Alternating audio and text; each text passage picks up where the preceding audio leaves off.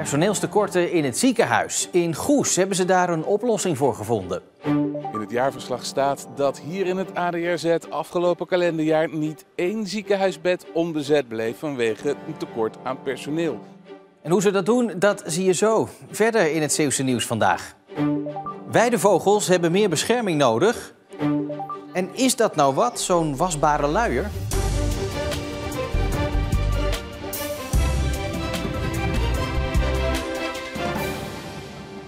Goedenavond. Mensen moeten doorverwijzen naar een ander ziekenhuis vanwege personeelstekorten. Het gebeurde regelmatig bij het ADRZ in Goes.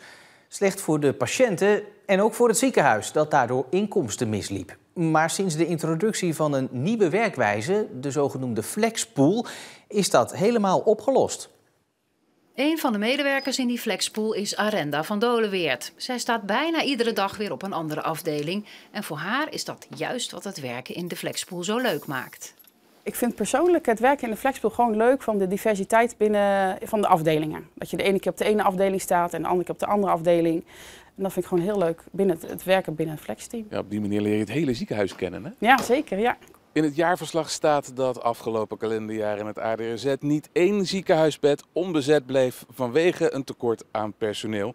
En het ziekenhuis noemt die flexpool dan ook een groot succes. Ja, daar hoef ik niet over na te denken. Dat is een succesverhaal. Sinds we het op die manier doen, is er inderdaad geen bed meer gesloten. En het was best wel dat er een aantal teamleiders toen hadden zoiets van, gaan we dat zo doen? Want ik mis dan bijvoorbeeld mijn personeel wat ik op langere termijn kan gebruiken. Maar nu delen we elke morgen als het ware een cadeautje uit. En wil ook de andere collega's zeggen van, wij willen niet meer terug naar hoe het was. Want het is gewoon heel fijn dat je gewoon wel de zorg kan leveren met genoeg personeel in plaats van 1 of 2 man minder. Daar doen we het inderdaad ook voor. En we vinden het heel fijn dat als mensen tekorten hebben op de afdeling, dat wij er dan die kunnen invullen. En daardoor ook gewoon bij de open kunnen blijven. Ja, dat is voor jezelf ook prettig als je het ziekenhuis komt, dat je gewoon in het ziekenhuis zelf kan blijven waar je in de buurt woont. En dat je niet naar een ander ziekenhuis hoeft. Het ADRZ wil de flexpool verder uitbreiden. Met name om ervoor te zorgen dat het ziekenhuis minder extern personeel hoeft in te huren. Want die ZZP'ers die kosten veel meer geld dan het inzetten van eigen personeel. We zijn bezig om ook te kijken om langere detacheringen kunnen te bieden. Dat als een afdeling een zwangerschapsverlof heeft wat langdurig duurt of een ziekte wat opgevuld moet worden. Dat we kunnen zeggen vanuit de flexpool, we hebben een medewerker die wil 3 of 4 maanden op neurologie of op cardiologie werken. En dan heb je dus vanzelfsprekend minder ZZP'ers nodig. Dus we zijn volop bezig om te kijken hoe we het zo optimaal mogelijk in kunnen zetten. Zo te horen zijn er heel veel voordelen aan verbonden aan zo'n flexpool. Waarom werkt nog niet ieder ziekenhuis ermee? Dat weet ik niet. Ik denk dat je moet ook ervaren wat de voordelen van het flexpool zijn. Die hebben wij inmiddels nu wel ervaren. Maar het blijft natuurlijk toch dat je ook wel het personeel moet hebben wat in de flexpool wil werken. Ja, en dan is het zoeken naar de punten wat ze triggert om dan toch in die flexpool te willen werken. Hier in Goes is dat in ieder geval goed gelukt. Voor jou is dit de ideale oplossing? Absoluut, ja, zeker. Ook in Zeeland gaan in de toekomst waarschijnlijk brievenbussen verdwijnen. Dat laat PostNL weten. Vandaag werd bekend dat er bussen geschrapt worden in Noord-Holland, Friesland en Groningen. Zeeland is later aan de beurt. Hoeveel brievenbussen er hier weg zullen gaan en waar dat gaat gebeuren, dat is nog niet bekendgemaakt. Nederland doet te weinig om weidevogels te beschermen. Dat moet anders volgens de Europese Commissie in Brussel, anders volgen er boetes. Maar hoe zit het met de weidevogels in Zeeland? Met het slechte voorjaar is het natuurlijk wel een beetje moeilijk geweest voor sommige soorten. Maar over het algemeen in de natuurgebiedjes die beschermd zijn gaat het redelijk. Maar daarbuiten is het een heel slecht jaar. En daarom zijn er extra maatregelen nodig om de weidevogelstand te verbeteren. Ja, daar zouden we bijvoorbeeld wat meer natuurgebiedjes bij elkaar moeten zetten. En misschien ook met boeren meer de samenwerking opzoeken. Ook zij weten waar de nesten zitten en dan zorgen dat we die tijdig beschermen en eromheen maaien. En hoe is het hier bij dit natuurgebied? Met dit natuurgebied gaat het gelukkig goed. Hè? Grutto en tuurluur en kieviet en kluut gaan prima hier. Alleen met de scholeksen gaat het over het algemeen wel heel slecht. Een besparing van €50 per maand. Dat is voor een jong gezin natuurlijk wel welkom. En het kan door wasbare luiers te gebruiken voor je pasgeborene. Op verschillende plekken in Zeeland loopt nu een proef. Johan en Jan dragen sinds kort geen wegwerpluiers meer, maar wasbare luiers. Hun mama's, Jeannette Elenbaas en Marissa Kraal, doen mee aan de luierproef van de gemeente Tolen, waarbij gezinnen worden gestimuleerd om meer wasbare luiers te gaan gebruiken, omdat het zorgt voor minder restafval. Ik vond het sowieso leuk om eens te proberen. En ook wat het milieu betreft, je hebt veel minder afval. Ik wilde eigenlijk al proberen vanaf het begin eigenlijk dat hij er was. Maar toen ging ik eens kijken op internet en ja, dan kun je gewoon geen keus maken. Zoveel soorten en formaten en merken. Dus vandaar later ja, toch ingeschreven voor dit project. Er zijn wel een aantal grote verschillen met reguliere luiers. Je moet erachter komen welke merk past lekker. En de grootte, want een wegwerpluier is heel smal om het kontje heen. En een ja, wasbare luier is gewoon een flink pakket. Over een groot pakket gesproken, hoe zit het met een poepluier? Er zijn inlegvellen, die leg je dus in de luier en dat vangt de poep op. En dat gaat bij het restafval, dus je hebt echt maar minimale afval en that's it. Zowel Jeannette als Marissa zijn tot nu toe erg positief. Ja, ik wil het echt wel doorzetten, zeg maar. Ik ben me nu nog aan het oriënteren van waar ga ik het kopen en hoeveel ga ik kopen. Dus het is niet zo dat je moet zeggen van ja, nou alleen maar. Al doe je maar een gedeelte, dan is dat al mooi.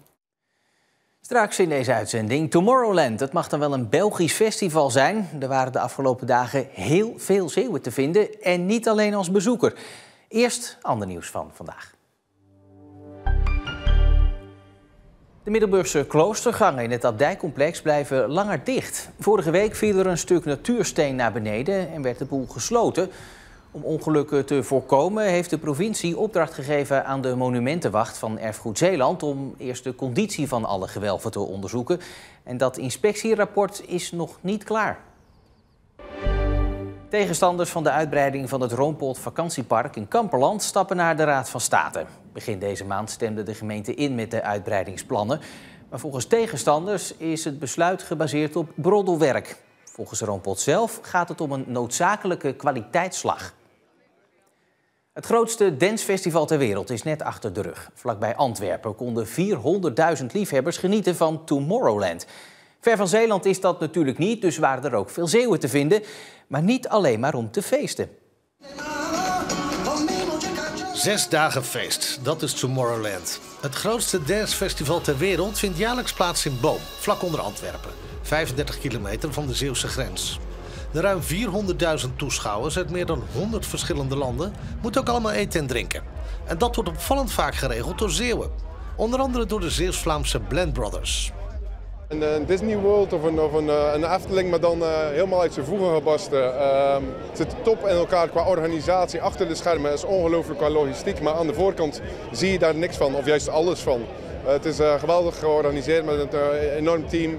Overal waar je kijkt zie je wel dingen, details waarover nagedacht is. Dus het is een fantastisch evenement. Iets erbij drinken kan een klein stukje verderop op het trein. Daar mixt Paul Morel, ook uit Oostburg, zijn speciale cocktails. Super professioneel. Het is een organisatie die tip-top is. Het is super clean, er is heel veel entertainment, heel veel aandacht voor detail. Er is voor iedereen iets in al het stijl van muziek. Maar ik vind vooral een bedrijf ontzettend iets van kwaliteit. Kwaliteit eten, drinken, experience, sound, het publiek wat van over heel de wereld komt. Dus het is een ervaring. Het is niet, we gaan een muziekje luisteren en ons amuseren. Het is echt een full package waarop in alle dingen gewoon extreem goed nagedacht worden.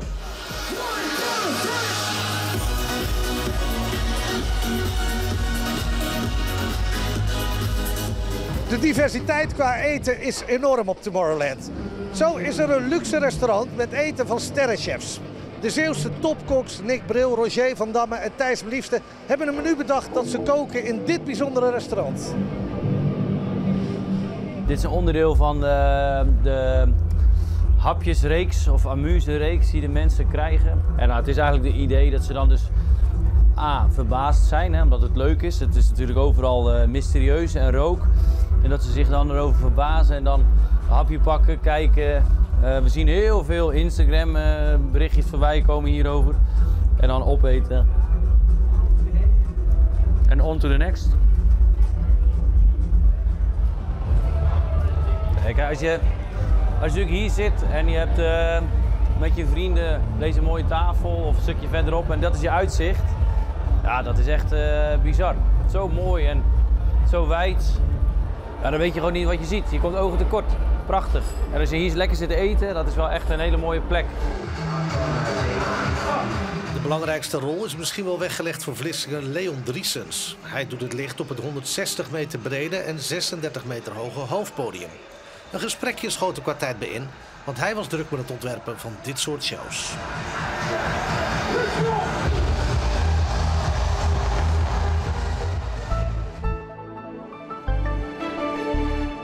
Geen lichtshows, maar wel uitbundige zonneschijn vandaag in Zeeland. En aan de waterkant wel een matig windje uit het zuidoosten. Morgen blijft het zonnig, hier en daar lichte sluierbewolking, maar meer is er niet aan de lucht. Maximale temperaturen nog iets hoger dan vandaag, 26 tot 30 graden. En tot zover Zeeland Nu voor vandaag. Het laatste Zeeuwse nieuws en ook het uitgebreide weerbericht natuurlijk altijd online in onze app en ook op omroepzeeland.nl. Ik wens u voor nu nog een heel fijne maandagavond.